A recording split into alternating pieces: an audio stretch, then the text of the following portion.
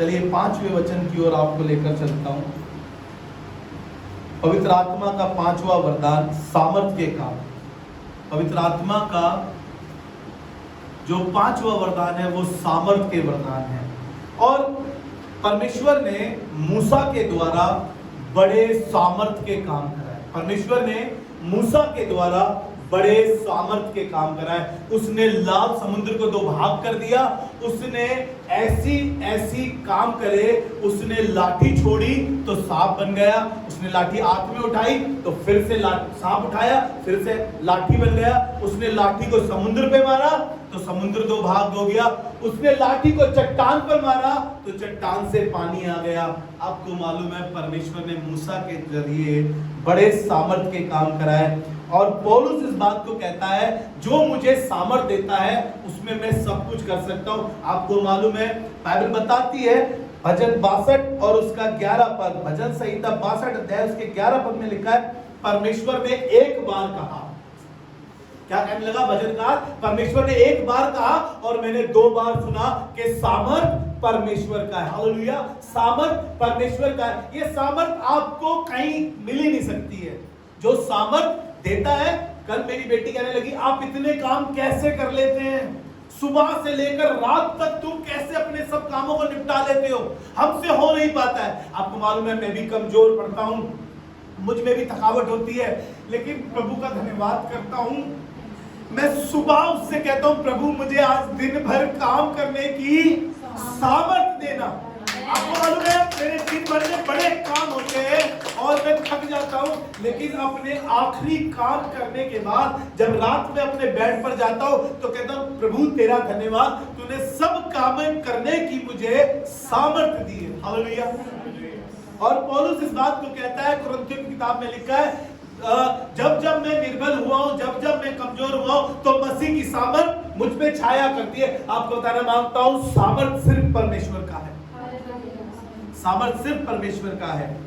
आपको सामर्थ कोई टॉनिक, कोई पावरफुल चीजें नहीं दे सकती। आपको बता रहा हूं सिर्फ सामर्थ परमेश्वर देता है। सामर्थ सिर्फ कितना ही अच्छा खा लीजिए, कितना ही अच्छा बटोर लीजिए, कितना ही अच्छा सजा लीजिए, आपको बता रहा हूं सामर्थ सिर्फ खुदावंद देता है। हालेलुया। प्रेरित पौलुस अपने फिलिप्पियों उसके 4 अध्याय उसके 13 पद में कहने लगे जो मुझे सामर्थ देता है उसमें मैं सब कुछ कर सकता हूं, क्योंकि सामर्थ परमेश्वर का है। हालेलुया।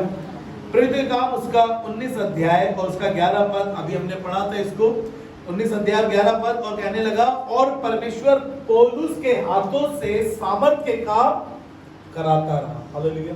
और परमेश्वर पौलुस के हाथों से सामर्थ के काम, आज भी परमेश्वर आपके हाथों से सामर्थ के काम करा सकता है। आपको लग रहा है कि आपके लिए बड़ा मुश्किल है गिटार बजाना, आपके खानदान में कोई नहीं है म्यूजिशियन, लेकिन एक बात बताना मांगता हूं वो खुदा आपके हाथों से वो पीतल का धनुष झुकाने की सामर्थ रखता है और आपको सिखाने की भी सामर्थ रखता है। आपको लग रहा है कि कैसे होगा, आपको बता रहा हूं खुदा से सामर्थ मांगिए, खुदा सब कुछ करने में सक्षम है। पहला कुरिन्थियों 12वां अध्याय उसका 31 पद, क्या सब अनुवाद करते हैं? तुम बड़े से बड़े वरदानों की धुन में रहो। ध्यान से सुनिएगा, तुम बड़े से बड़े वरदानों की धुन में रहो, परंतु मैं तुम्हें और भी सबसे उत्तम मार्ग बताता हूँ। Praise the Lord. बड़े से बड़े दान की खोज में तो रहो, लेकिन सबसे उत्तम बात बताता हूँ। क्या कहने लगा? पहला कुरिन्थियों 13वां अध्याय निकाले जल्दी से। कहने लगा पहला कुरिन्थियों 13वां अध्याय जी पढ़े।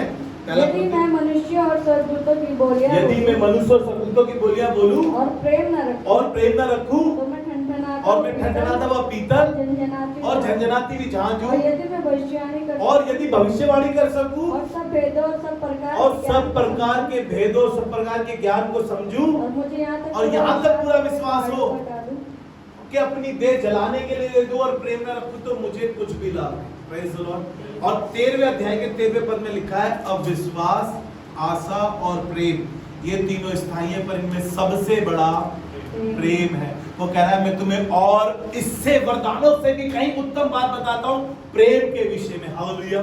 पौलुस प्रेरित इस बात को सिखा रहे हैं क्योंकि जो परमेश्वर है वो प्रेम है। हमने पिछली बार फलों में सीखा परमेश्वर प्रेम है। हालेलुया। चलिए आपको छठे वरदान की ओर लेकर चलता हूं मैं और विश्वास करता हूं कि परमेश्वर अपनी आत्मा से आपको भर रहा है। पहला कुरिन्थियों उसका 14वां अध्याय उसका 3रा पद पढ़ लेते हैं। पहले छठे वरदान की ओर जाने से पहले एक वचन और आपके साथ पढ़वाऊंगा। जी पढ़ें। परंतु जो भविष्यवाणी करता है वह मनुष्य से उन्नति और उपदेश और शांति की बातें कहता है। भविष्यवाणी करने वाला क्या करता है? मनुष्यों की उन्नति और उन्हें शांति की बातें कहता है। जी। जो अन्य भाषा में बातें करता है, जो अन्य भाषाओं में बातें करता है, वह अपनी ही उन्नति करता है। वह अपनी ही उन्नति करता है। Praise the Lord. अन्य भाषाओं में अगर मैं कलीसिया में अन्य भाषा बोलूंगा, बाइबल बताती है कि उससे मेरी उन्नति होती है। अगर भविष्यवाणी करूं तो उससे कलीसिया की उन्नति होती है। और जो छठा वरदान है वो है आत्मा के द्वारा भविष्यवाणी का। Praise the Lord. आत्मा के द्वारा भविष्यवाणी का। और पहला कुरिन्थियों उसका 7 अध्याय और 7वें पद में लिखा है, मैं ये चाहता हूं जैसा मैं हूं वैसे ही सब मनुष्य हो, परंतु परमेश्वर की ओर से विशेष विशेष वरदान मिले हैं, किसी को किसी प्रकार का और किसी को किसी प्रकार का। 7वां पद हमें बता रहा है कि फर्क वरदान मिले हैं या मिलते हैं आज भी। मैं ये नहीं कह रहा हूं कि ये वरदान लोप हो गए हैं। मैं ये नहीं कह रहा हूं कि परमेश्वर अब अपना पिटारा बंद करके बैठ गया है कि अब किसी को वरदान नहीं दूंगा। परमेश्वर आज भी कह रहा है कि ये फर्क वरदान फर्क मनुष्य को देता है और फर्क बातें सबके दिलों में रखता है। दूसरा पत्रस उसका पहला अध्याय उसका 20 और 21 पद, ये भविष्यवाणियां लोगों को लगता है फेक है, कुछ फेक है, सच में फेक है, बोल देते हैं, बस क्या बोल दिया पता नहीं। अगर भविष्यवाणी करनी है तो परमेश्वर के वचन के साथ होनी चाहिए, परमेश्वर की ओर से होनी चाहिए, क्योंकि बाइबल ये बताती है। दूसरा पत्रस उसका पहला अध्याय और उसके 20 पद में लिखा है, पर पहले ये जान लो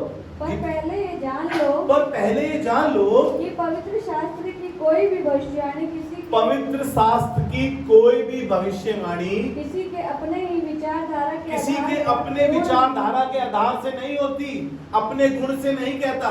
मेरे लिए मेरे घर पर पहली बार सिस्टर अनुपमा मैसी आई पास्टर जे मैथ्यूस के साथ, और उन्होंने कहा कि देखना एक दिन तू खादिम बन जाएगा।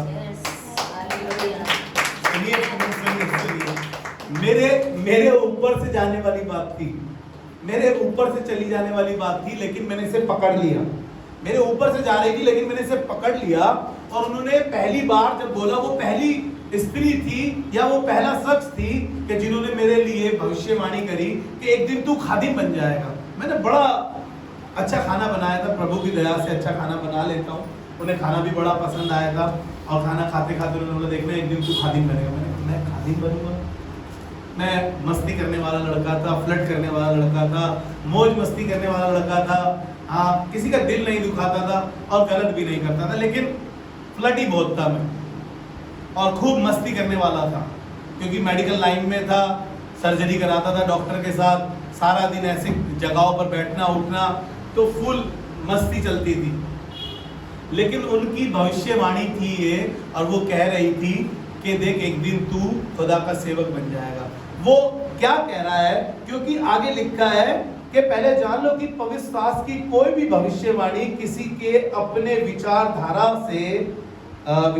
पर आधार पर पूर्ण नहीं होती, क्योंकि कोई भी भविष्यवाणी मनुष्य की इच्छा से कभी नहीं हुई। क्योंकि कोई भी भविष्यवाणी मनुष्य की इच्छा से नहीं हुई। हालेलुया।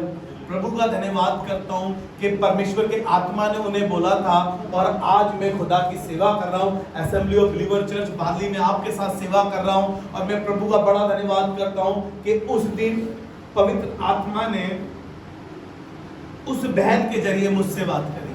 आज शायद कभी आपके साथ कोई खुदा का खादिम बोल रहा हो तो आपको बताना मांगता हूँ, वो परमेश्वर की आत्मा के द्वारा भरा हुआ होगा। आप जान जाएंगे कि वो पवित्र आत्मा के वसीले से बोल रहा है। जी आगे पढ़ें। कोई भी जी करें, क्योंकि कोई भी भविष्यवाणी मनुष्य की इच्छा से कभी नहीं हुई, मनुष्य की इच्छा से नहीं हुई, पर भक्त जन पवित्र आत्मा के द्वारा उभारे जाकर परमेश्वर की ओर से बोलते हैं। हालेलुया। पर भक्त लोग परमेश्वर की आत्मा के द्वारा उभारे जाकर बोलते हैं। बहुत से खादिमों ने, बहुत से लोगों ने आपके लिए बहुत सी बातें कही होगी, लेकिन आपके जीवन में वो तब पूरी होगी जब आप खुदा के साथ सही तरीके से, सही चाल से, सही व्यवहार से, सही संबंध में चल रहे होंगे। हालेलुया।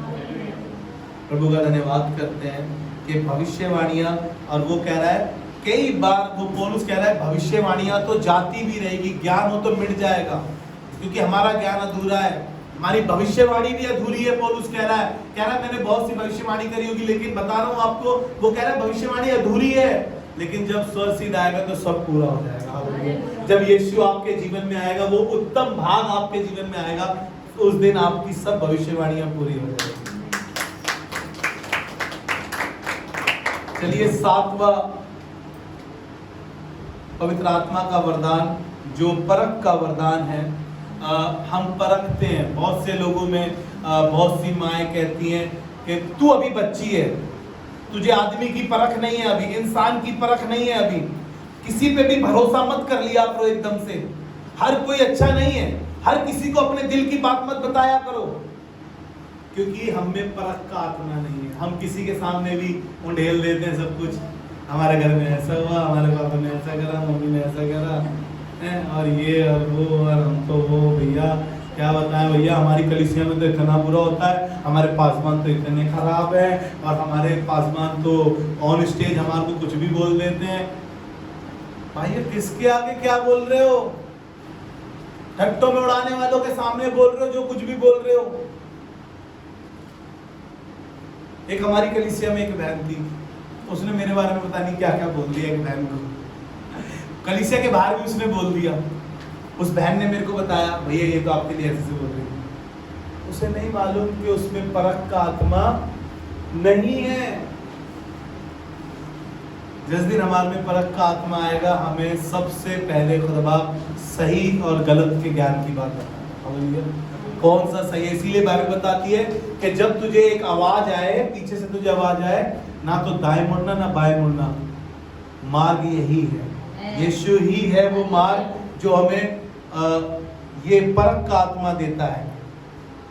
मेरे साथ पढ़िए इस परख के आत्मा के विषय में, आपको अच्छा लगेगा। पहला पत्रस उसका 4था अध्याय और उसके 10वें पद को पढ़ेंगे। पहला पत्रस उसका 4था अध्याय उसका 10वां पद। जिसको जो वरदान मिला है, ध्यान से सुनिएगा, जिसको जो वरदान मिला है वह उसे परमेश्वर के नाना प्रकार के अनुग्रह के भले भंडारियों के समान एक दूसरे की सेवा में लगाए। एक दूसरे की सेवा में लगाए। यदि कोई बोले तो ऐसा बोलो बोले मानो परमेश्वर का वचन है। Praise the Lord. कि जो परखे हुए लोग होते हैं, जिनमें परख की आत्मा है, उनके विषय में कह रहा है कि जो वरदान तुम्हें मिला है, चाहे वो परख का हो, चाहे वो भविष्यवाणी का हो, चाहे वो विश्वास का हो, चाहे वो बुद्धि का हो, चाहे वो सामर्थ का हो, इन वरदानों को क्या करो, एक दूसरे की सेवा में लगाओ, और ना वो भले भंडारी के समान एक दूसरे के साथ शेयर करो उन चीजों को। प्रेरितों के काम उसके 16वां अध्याय और उसके 18 और 19 पद को पढ़ेंगे। 16वें अध्याय में आपने बहुत सी बार पौलुस की पिटाई और उसकी पिटाई के बारे में पढ़ा है। आज यहाँ पर पौलुस जब इस शहर में सुसमाचार सुनाने आया था, शायद दूसरा में ये समाचार सुनाने आया था, यहाँ पे एक स्त्री थी जिसमें भावी कहने की आत्मा थी और ये लोगों का भविष्य बताती थी, ये लोगों को भविष्य बताती थी। लेकिन एक दिन इसने पौलुस को देख लिया और पौलुस से कहने लगी कि ये परमेश्वर का जन है, ये परमेश्वर का जन है। एक बार, दो बार, कई बार वो परमेश्वर के भक्त के पीछे जा जाकर इसी बात को कह रही थी। और तब पौलुस ने डांटा। 18 पद से पढ़ रहे जी, पढ़े।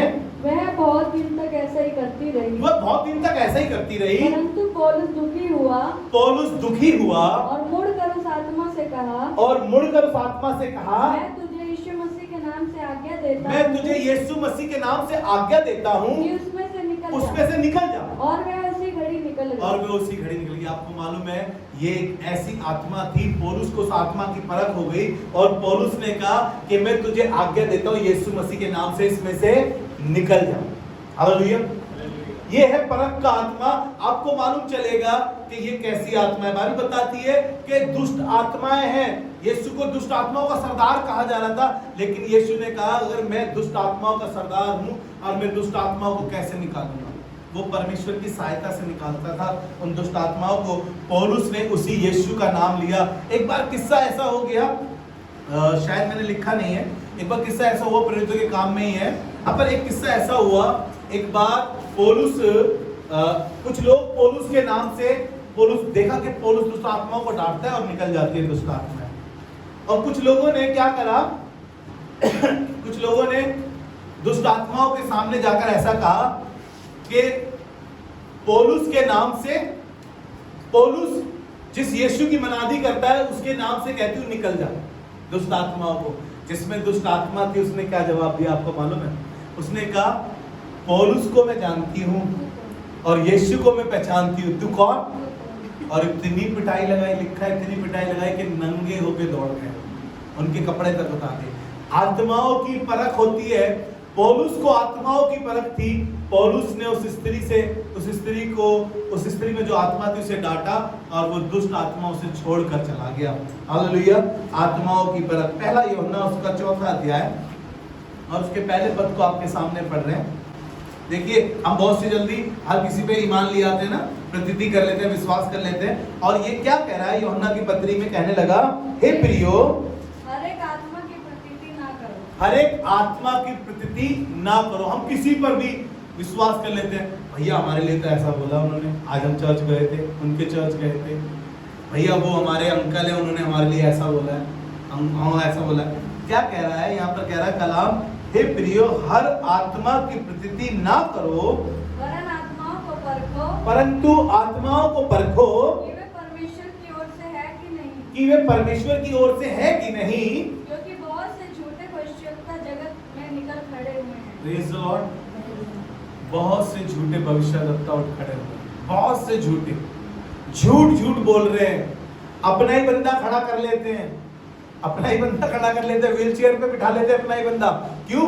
मेरा नाम हो जाए किसी तरीके से। ये हैं झूठे भविष्यवक्ता जो कह रहे हैं, अरे जब हमारे परिवार का व्हील चेयर पे गया वो क्यों नहीं चंगा हुआ? जब हम अपने शहर से गए तो हमारे शहर का व्यक्ति क्यों नहीं हुआ? झूठे भविष्यवक्ताओं से सावधान रहो। हर किसी आत्मा की प्रतीति ना करो, आत्माओं को परखो, क्योंकि वो कह रहा है कि किसी को आत्मा परखने का वरदान देता है। प्रभु मुझे ये वरदान दे कि मैं आत्माओं को परख सकूं कि ये व्यक्ति किस आत्मा में, कहीं ये जलन की आत्मा में तो नहीं है, कि ये मुझसे जलता तो नहीं है, कहीं ये दुष्ट आत्मा से तो ग्रसित नहीं है, कहीं इसमें ऐसी आत्मा तो नहीं है जो दूसरों को ताना कसाई करती है। चेक करें कि आप कैसी आत्माओं के साथ उठ रहे बैठ रहे हैं। पहला कुरिन्थियों उसका 6वां अध्याय उसका 17 पद कहता है, पहला कुरिन्थियों उसका 6वां अध्याय 17 पद कहता है, और जो कोई प्रभु से संगति करता है, ध्यान से सुनिएगा, और जो कोई प्रभु से संगति करता है वह उसके साथ एक आत्मा हो जाता है, वह उसके साथ एक आत्मा हो जाता है। प्रभु के साथ संगति करने से, प्रभु के साथ फेलोशिप करने से, प्रभु से बातें करने से, प्रभु के चरणों में बैठने से, संडे इबादत जाने से, थर्सडे इबादत जाने से हम प्रभु के साथ एक संगति करते हैं और हम परमेश्वर के साथ एक आत्मा हो जाते हैं। हालेलुया। परमेश्वर के साथ एक आत्मा हो जाते हैं। नीति वचन उसका 18 अध्याय और उसका 14 पद, बीमार लोगों के लिए, जब कभी बीमार पड़ते हो और बीमारी में आपको लगता है ये बीमारी जाएगी कि नहीं जाएगी, बीमारी कहीं हमारा सत्यानाश तो ना कर देगी, कहीं बीमारी हमें हलाक तो नहीं कर देगी, कहीं बीमारी हमें मौत की घाट तो नहीं पहुंचा देगी। और नीति वचन कहने लगा 18 उसके 14 पद में लिखा है, रोग में मनुष्य अपनी आत्मा से संभलता है। रोग में मनुष्य अपनी आत्मा से संभलता है। आपको मालूम है जब बीमार होते होता क्या है? बुरे बुरे सपने, बुरे बुरे ख्याल, बुरी बुरी बातें, लोगों का फल लाना, लोग मोहब्बत दिखाना कि मेरे पास कुछ ही दिन रह गए हैं, लगता है मैं बीमार हूं, अब मैं उठ नहीं पाऊंगा बिस्तर से, हाय मेरी तो हालत ही खराब है, मेरे तो पैर कांप रहे हैं, मेरा तो सर फटा जा रहा है, मैं क्या करूं? बाइबल क्या कह रही है? रोग में मनुष्य अपनी आत्मा से संभलता है। जब आप बीमार होते हैं आपकी आत्मा क्या कह रही है? अगर आपने प्रभु के साथ संगति करी है तो आपकी आत्मा प्रभु के साथ एक आत्मा होगी और आप कह रहे कुछ नहीं होगा, बीमारी चली जाएगी, कुछ नहीं होगा, मैं चंगा हूं, कुछ नहीं होगा, मेरा परमेश्वर चंगाई का दाता है। आत्मा आपकी कैसी है? कहीं आपके पास वो नेगेटिव आत्मा तो भर के नहीं चला गया, कहीं डेंगू तो नहीं है, प्लेटलेट कम है, देख लो भैया, कहीं खिसक खिसक ना जाओ तो इलाज करा लो। हम ऐसी आत्माओं की सुनने लगते हैं, हम ऐसी आत्माओं की सुनने लगते हैं, भैया बड़ा डेंजरस है डेंगू, देख लो वो फलाने चचा निकल गए थे डेंगू में ही, उनकी प्लेटलेट ही तो कम हो गई थी। जिस दिन मुझे डेंगू हुआ जिस दिन मुझे हुआ था, मैं सारे काम कर रहा था भाग भाग के, और मैंने अपने टेस्ट कराया तो मेरे प्लेटलेट काउंट बड़े कम आए। हमने भाई बंटी को घर में बुलाया, बंटी भाई यार ऐसे ऐसे, अब एडमिट हो जा। मैंने कह रहे लेकिन एक बात ध्यान रखियो, एडमिट तुझे करेंगे नहीं, क्योंकि तू तो यार एकदम स्टैंडर्ड एकदम तगड़ा होके खड़ा, फिट होके खड़ा, तू बीमारी मार होकर दिखा दियो उनको, गिर गिर के दिखा दियो, थोड़े चक्कर से आ जाए, ऐसा कर दे तभी एडमिट करेंगे तुझे, वरना एडमिट नहीं करेंगे तुझे। तो मैंने कहा यार ये सब भी करना पड़ेगा क्या, क्योंकि मेरी आत्मा अंदर से कह रही थी तू चंगा है, स्ट्रॉन्ग है। परमेश्वर की आत्मा के साथ बैठते बैठते, परमेश्वर की संगति करते करते आत्मा मजबूत हो गई, आत्मा स्ट्रॉन्ग हो गई। हालेलुया। जब आप खुदा के साथ रहते हैं, वो कहने लगा रोग में मनुष्य अपनी आत्मा से संभलता है, परंतु जब आत्मा हार जाती है तब कौन उसे सह सकता है। आत्मा हार जाती है, नहीं भैया अब तो बस खुदा ही मालिक है, अब तो बच्चे का क्या होगा, पता नहीं बीमारी मुझे मार देगी, मैं मर जाऊंगी। अरे भैया अपनी आत्मा को संभाल लीजिए, अपनी आत्मा को संभाल लीजिए। अगर आत्मा ही हार गई तो फिर कुछ नहीं हो सकता। क्या कह रहा है? और जब आत्मा हार जाती है तब इससे कौन सह सकता है? इसे नहीं सह सकते भाई फिर। इसलिए अपनी अंतर आत्मा को जो परमात्मा ने दी है उसे मजबूत करें, स्ट्रॉन्ग करें। कहे मैं ना मरूंगा वरन जीवित रहूंगा और परमेश्वर के कामों का वर्णन करता रहूंगा। हालेलुया। मैं ना मरूंगा। जब मौत भी सामने खड़ी हो, दाऊद कहने लगा चाहे मैं मौत की वादियों से होकर गुजरूं, चाहे मैं मौत की वादियों से होकर गुजरूं तो भी ना डरूंगा, क्योंकि यहोवा परमेश्वर मेरे साथ है। हालेलुया। ये है परमेश्वर का वरदान जो आत्माओं को परखने का है। अपनी आत्मा को परखें, उन आत्माओं को परखें। हर किसी पे ईमान ना लिया है, विश्वास ना लिया है, झूठे भविष्यद्वक्ता उठ खड़े हो रहे हैं और परमेश्वर कह रहा है उनसे बचकर रहना। हालेलुया। चलिए 8वें पवित्र आत्मा के 8वें वरदान की ओर आपको लेकर चलता हूं, जो है अन्य अन्य भाषा बोलने का वरदान। अन्य अन्य भाषा बोलने का वरदान। आपको मालूम है ये अन्य अन्य भाषा बोलने का वरदान पवित्र आत्मा से मिलता है। अन्य अन्य भाषा वो नहीं है मराठी, गुजराती, तेलुगु, तमिल, इल्लड़ किल्लड़ बिल्लड़ जो भी है ना, बहुत सारी है। अन्य अन्य भाषा जो है वो परमेश्वर का वरदान है। आप ये मराठी, बंगाली, तेलुगु, हरियाणवी है ना, ये देखकर सीख सकते हैं, पैसा देकर सीख सकते हैं। सीख सकते हैं कि नहीं सीख सकते? इंग्लिश सब सीख लेते हैं, वो अलग बात है, मैंने नहीं सीखी है ना। लेकिन यहां पर क्या कह रहा है वचन? कह रहा है परमेश्वर अन्य अन्य भाषा बोलने का वरदान देता है। हमें क्या लगता है अन्य अन्य भाषा बोलने का वरदान क्या है?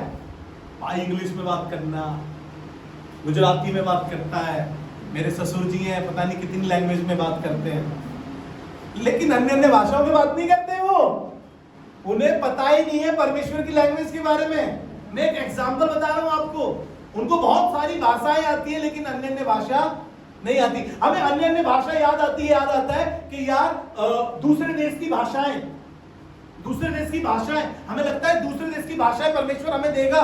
मैं इंडिया में रहता हूं और मैं इंग्लिश बोलने लगूंगा और बंगाली बोलने लगूंगा और मराठी बोलने लगूंगा और गुजराती बोलने लगूंगा और देखो मुझ पे अन्य अन्य भाषा आ जाएगी। नहीं, ये अन्य अन्य भाषा थोड़ी है। ये तो मैं यहाँ पर इंडिया में रहकर अंग्रेजी सीख सकता हूँ, फ्रांस सीख सकता हूँ, मैं बंगाली सीख सकता हूँ, पैसा देके ट्यूशन लगा के मैं ये सब चीजें, ये भाषाएं सीख सकता हूँ, लेकिन अन्य भाषाएं मैं सीख नहीं सकता हूँ, क्योंकि ये परमेश्वर का दान है, ये परमेश्वर का वरदान है, ये तो परमेश्वर देता है। ये प्रेरितों के काम 2 अध्याय में पेंतिकुस्त के दिन लोग अन्य अन्य भाषा बोलने लगे और लोगों को लग रहा था कि यार कि ये नई मदिरा के नशे में तो नहीं है, इन्होंने कोई नया वाला तो नहीं पी लिया आज इनके पास कोई लगता है कोई विलायती कोई अंग्रेजी शराब वराब लिया है, लगता है ये कहां से ऐसी लैंग्वेज बोल रहे हैं आज ये। तो यहां पर इस बात का जोर होने लगा और ये अन्य अन्य भाषाएं परमेश्वर ने पवित्र आत्मा आग की जीवे सी फटती नजर आई और हर एक पर आकर ठहर गई और चौथे पद में लिखा है सब पवित्र आत्मा से भर गए और अन्य अन्य भाषाओं में बातें करने लगे। Praise the Lord. मैं उस अन्य अन्य भाषा की बातें कर रहा हूं जो परमेश्वर देता है। सोच के देखिए, मैं 4 लोगों को यहां पर खड़ा करूं और 4 लोगों को यहां खड़ा करके और चारों को पानी में डुबो दूं। एक हरियाणवी बोलता है, एक बंगाली बोलता है, एक मराठी बोलता है, एक गुजराती बोलता है और चारों को पानी में डाल दूंगा तो मराठी बंगाली वाला क्या बोलेंगे? सब बंगाली में बोलेगा, मराठी में बोलेगा, गुजराती में बोलेगा? नहीं, सब एक ही भाषा बोलेंगे, सबकी एक ही आवाज होगी और सबके सामने एक ही बात होगी, बुड़बुड़ बुड़बुड़ बुड़बुड़ बुड़बुड़ बुड़बुड़ बुड़बुड़, क्योंकि सब डूब रहे होंगे भाई। कोई बंगाली मराठी नहीं चल रही होगी। मैं बता रहा हूं आपको, जब परमेश्वर का आत्मा मुझ पर और आप पर आएगा तो हम अन्य अन्य भाषा बोलने लगेंगे। मुझे लग रहा था कि मैं किसी को देखकर सीख गया अन्य भाषा। मैं अपनी बताऊं आपको, मुझे लग रहा था मैं अन्य भाषा किसी को देखकर सीख गया, मैं उसको कॉपी कर रहा हूं। अरे ये कॉपी करने से भी नहीं आती, ये खरीदने से भी नहीं आती। फिर मुझे पता चला ये तो परमेश्वर का दान है जो परमेश्वर ने मुझे दिया है। मुझे मालूम चला कि पवित्र आत्मा तूने मुझे ये दान दिया है। पहले मुझे थोड़ा सा आता था और मैंने एक पासवान को बोला जो हमें पवित्र आत्मा के विषय में बाइबल कॉलेज में पढ़ाते थे, पास्टर प्राग वेस्ली। मैंने बोला भैया कि मेरे को एक शब्द मिला है पूरा, बस मुझे नहीं पता था ये क्या है भाई। फिर उन्होंने बोला कि तुम और अन्य भाषाओं में दुआ करा करो, और अन्य भाषाओं में दुआ करा करो। मैं जब प्रार्थना करने जाता था बाइबल कॉलेज की छत पे तो मैंने प्रार्थना करना शुरू करा और ये शब्द कब इतना बड़ा हो गया मुझे मालूम ही नहीं चला। मेरे को सिर्फ हुरा पता था, हुरा बा खारा बा शंडारा रा मामा शिखारा रा बाबा शंदोरो ला बाबा स्तोरियो ला बाबा। मैं कहने लगा खुदा बाप ये क्या है? तब मैंने बाइबल पढ़ा, अन्य भाषाओं में जो बातें करता है वो परमेश्वर से बातें करता है। परमेश्वर इसी लैंग्वेज को समझ पाता है, परमेश्वर इसी बातों में ऐसी लैंग्वेज से हमसे बातें करता है। उसे कोई दुनिया नहीं जानती, कलीसिया का लोग नहीं जानते। उस भाषा में जब हम बात करते हैं तो वो डायरेक्ट परमेश्वर से मेरी और आपकी बात होती है। हालेलुया।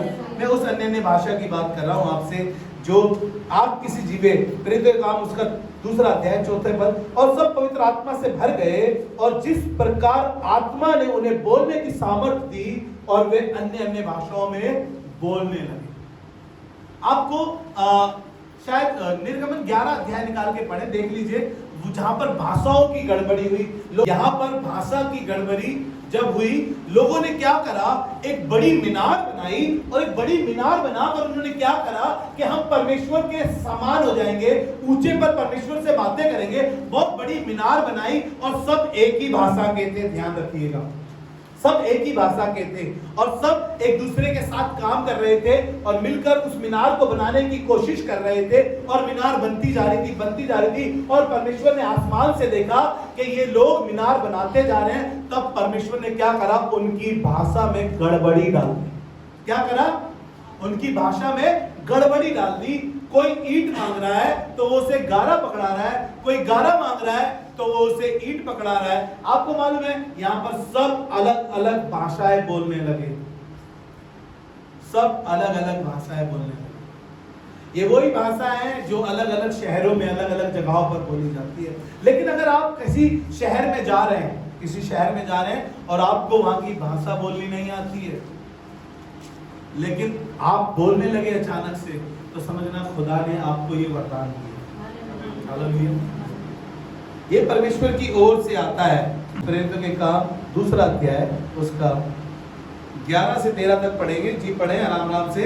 परंतु अपनी अपनी भाषा में उनसे परमेश्वर के बड़े बड़े कामों की चर्चा सुनते हैं। वो अपनी अपनी भाषा में उनसे परमेश्वर के कामों की बड़ी बड़ी चर्चा सुनते हैं। और वे सब चकित हुए और घबराकर एक दूसरे से कहने लगे ये क्या हो रहा है। परंतु दूसरों ने ठट्ठा करके कहा वे तो नई मदिरा के नशे में। लोगों को ऐसा महसूस होता है जब आप अन्य अन्य भाषा बोलते हैं, आप खुदा से बातें करते हैं। जी कंप्लीट करें इसको। तब पतरस उन 11 के साथ खड़ा हुआ तब पतरस उन 11 के साथ खड़ा हुआ और ऊंचे शब्द से कहने लगा और ऊंचे शब्द से कहने लगा, हे यहूदियों हे यहूदियों और हे यरूशलेम के सब रहने हे वालों, यरूशलेम के सब रहने वालों, यह जान लो ये जान लो और कान लगाकर मेरी बातें और सुनो। कान लगाकर मेरी बात सुनो। जैसे तुम समझ रहे हो, जैसा तुम समझ रहे हो, ये लोग नशे में नहीं हैं, ये लोग नशे में नहीं है, क्योंकि अभी तो पहर ही दिन चढ़ा है। अभी तो पहर ही दिन चढ़ा है। अभी कहाँ से सुबह सुबह खरीद लाए ये भाई? अभी तो खुला भी नहीं होगा माजरा, अभी तो कहीं बट भी नहीं रही होगी, अभी तो कोई देने वाला भी नहीं है। वो कह रहा है ये तो उस नशे में नहीं है जो तुम सोच रहे हो। जी पढ़े। परंतु यह वह बात है, परंतु ये वह बात है जो योएल भविष्यवक्ता के द्वारा, जो योएल भविष्यद्वक्ता के द्वारा कही गई थी। परमेश्वर कहता है, परमेश्वर कहता है कि अंत के दिनों में ऐसा अंत के दिनों में ऐसा होगा कि मैं अपना आत्मा सब मनुष्य कि मैं अपना आत्मा सब मनुष्यों में उंडेलूंगा। और तुम्हारे बेटे और तुम्हारी बेटियां भविष्यवाणी करेंगी, तुम्हारे बेटे और तुम्हारी बेटियां भविष्यवाणी करेगी और तुम्हारे जवान दर्शन देखेंगे, और जवान दर्शन देखेंगे और तुम्हारे पुरनिये स्वप्न देखेंगे, और पुरनिये सपन देखेंगे।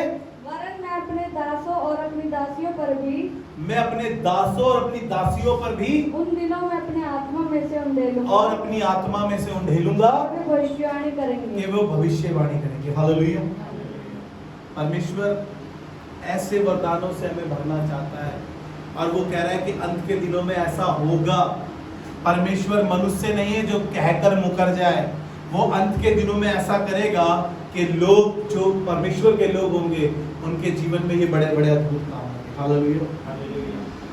पहला कुरिन्थियों का 14 अध्याय और उसका दूसरा पद, जल्दी से अन्य अन्य भाषाओं के विषय में जानकर आगे 9वें बात की ओर बढ़ेंगे। जी पढ़ें। क्योंकि जो अन्य भाषा में बातें करता है, ध्यान से सुनिएगा, जो अन्य भाषा में बातें करता है वह मनुष्य से नहीं, वह मनुष्य से नहीं, परंतु परमेश्वर से बातें करता है। वह परमेश्वर से बातें करता है। हालेलुया। आप जब अन्य अन्य भाषाओं में बातें करते हैं, अगर आज लग रहा है किसी को कि मुझ पे अन्य भाषा का वरदान नहीं है, परमेश्वर से दुआ करें कि प्रभु आज मुझे इस वरदान से भर दे कि मैं तुझसे बातें कर सकूं। मुझे इस अन्य अन्य भाषा से भर दे प्रभु कि मैं तुझसे बातें कर सकूं। क्योंकि मनुष्य इस भाषा को समझ नहीं पाता है, मनुष्य से ये भाषा समझ में नहीं आती है, लेकिन परमेश्वर ही है जो इन भाषाओं को समझता है। हालेलुया। जी पहला कुरिन्थियों का 14 अध्याय उसका 18-19 पढ़ रहे हैं। और पौलुस सबसे अधिक अन्य भाषाओं में बातें करता था। पौलुस के पास सबसे अधिक अन्य भाषा थी, उसके बावजूद वो कहने लगा। जी पढ़े 18 पद। मैं अपने परमेश्वर का धन्यवाद करता हूँ, मैं अपने परमेश्वर का धन्यवाद करता हूँ, मैं तुम सबसे अधिक अन्य भाषाओं में, मैं तुम सबसे अधिक अन्य भाषाओं में बोलता हूँ। परंतु कलीसिया में अन्य भाषा में 10,000 बातें कहने से, कहने लगा कि कलीसिया में 10,000 अन्य भाषा, क्या कहने लगा? जी पढ़े दोबारा से। परंतु कलीसिया में अन्य भाषा में 10,000 बातें कहने से, अन्य भाषाओं में 10,000 बातें कहने से यह मुझे और भी अच्छा जान, ये मुझे और भी अच्छा जान पड़ता है कि दूसरों को सिखाने के लिए बुद्धि से 5 दूसरों को सिखाने के लिए 5 बातें, बुद्धि से 5 बातें ही करूं। बुद्धि से 5 बातें ही करूं। Praise the Lord. मैं बार बार इधर आकर खड़ा हो जाऊं और मैं हुरा बा खारा बा चंदारा रामा मा चिक्कारा रामा मा संदोरो लोबे स्तोरो लोबे करता रहूं, क्या फायदा? इससे तो मेरी उन्नति होगी, मैं खुदा से बातें कर रहा हूं। अगर बुद्धि से 5 बातें की जाए तो उसमें परमेश्वर कलीसिया को आशीष देगा। हालेलुया। जी इसी का 39 और 40 पद पढ़ देंगे। पहला कुरिन्थियों 14 अध्याय 39 और 40 पद। अतः हे भाइयों, भविष्यवाणी करने की धुन में रहो, भविष्यवाणी करने की धुन में रहो, और अन्य भाषा बोलने से मना ना करो, और अन्य भाषा बोलने से मना मत करो। मैं कभी किसी को मना नहीं कर रहा हूँ। आप खूब अन्य भाषा में बोले, इससे आपकी उन्नति होगी। पर्सनल डिवोशन जब आप करते हैं, खूब परमेश्वर से अन्य अन्य भाषाओं में बोले, और जिस दिन परमेश्वर आपको भविष्यवाणी का वरदान देगा उस दिन आप भविष्यवाणी भी करेंगे। हालेलुया। जी आगे पढ़ें। पर सारी शालीनता और व्यवस्थित रूप से की जाए। कह रहा है कैसे की जाए? पर सारी बातें शालीनता और व्यवस्थित रूप से की और व्यवस्थित रूप से की जाए। मैटिक हो, सब चीजें, ये नहीं कि कलीसिया में पौलुस एक जगह लिखता है कि जब एक अन्य भाषाओं में बात कर रहा हो तो दूसरा उसका अनुवाद करे, ऐसी धुन में रहो। जिस दिन अन्य भाषा मिल जाए कहे प्रभु मुझे अनुवाद दे इसका। मुझे उस खादिम ने बोला, मेरे खादिम ने, जब मैं पढ़ता था वहाँ बाइबल कॉलेज में, कि अब तुम परमेश्वर से दुआ करो प्रभु मुझे अन्य भाषा समझने का वरदान दे। क्या कहने लगा? वरदान दे। आगे लिखा है नवा जो पवित्र आत्मा का वरदान है, और किसी को भाषाओं का अर्थ, और किसी को भाषाओं का अर्थ। जब आप पे अन्य भाषाएं आ जाएं तो दुआ करे प्रभु मुझे इन अन्य भाषाओं का अर्थ बताने के लिए तैयार कर, मुझे ये वरदान दे कि मैं अन्य भाषाओं का अर्थ बता सकूं। कई बार आपने देखा होगा कि किसी दूसरे शहर का व्यक्ति किसी दूसरे शहर में जाकर प्रचार करता है और उसको वो भाषा नहीं आती, तो दूसरा सेवक जो उस शहर का होता है, परमेश्वर ने उसे वो भाषाओं का अर्थ बताने का दान दिया होता है। जब कोई अंग्रेज आकर प्रचार करता है तो बिशप शैलेंद्र दास उसका अनुवाद करते हैं। जब कोई वो जाकर किसी शहर में कोई प्रचार करते हैं तो कोई वहां पर कोई और अनुवाद करता है। परमेश्वर आपको भाषाओं के अर्थ बताना मांगता है, और ये भाषाओं का अर्थ कोई और नहीं, सिर्फ परमेश्वर बताता है, क्योंकि परमेश्वर के पास कुंजी है और यीशु मसीह के पास सब वरदान है। सब वरदानों से वो भरा हुआ यीशु मसीह है, और वो चाहता है, उसने कहा है कि जो काम मैं करता हूं उससे बड़े बड़े काम तुम भी करो। Praise the Lord. परमेश्वर चाहता है कि हम बड़े बड़े काम कर सके और भाषाओं का अर्थ हम बता सके, और इन भाषाओं का अर्थ बताने के लिए परमेश्वर से दुआ करें और कहे प्रभु कि हमें ये अर्थ समझा। आइए हम दुआ मांगे और प्रार्थना करें। खुदावन हम धन्यवाद और शुक्रगुजारी करते हैं कि पवित्र आत्मा ये सिर्फ और सिर्फ तेरा आत्मा ही है जो इस कलीसिया को चला रहा है, और कलीसिया में तेरी आत्मा की, पवित्र आत्मा की बातें हो रही है। क्योंकि बाइबल बताती है ना तो बल से और ना शक्ति से, वरन परमेश्वर की आत्मा से सब कुछ हो सकता है। पवित्र आत्मा यहाँ बैठे हुए हर एक शख्स को, और जो कभी भी इस प्रार्थना में शामिल होता है उस शख्स को प्रभु हम तेरे हाथों में सौंपते हैं, और पवित्र आत्मा ये दुआ करते हैं हर एक पे तेरा आत्मा का ठहरे और तेरे बुद्धि के वरदान हर एक के अंदर इम्पार्ट हो सके और हर एक तेरी आत्मा से भरा जाए, यीशु मसीह के नाम, आमीन।